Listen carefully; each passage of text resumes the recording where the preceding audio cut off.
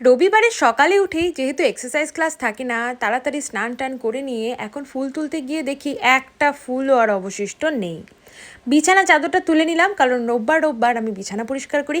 আর এই যে চাদরটা, এটা কিন্তু আমি গিফট পেয়েছিলাম একজনের দারুণ ট্রান্সফরমেশনের জন্য, তোমাদের সঙ্গে আগে শেয়ার করেছিলাম। তারপরে এখন ওর লাঞ্চটা রেডি করে নিচ্ছি।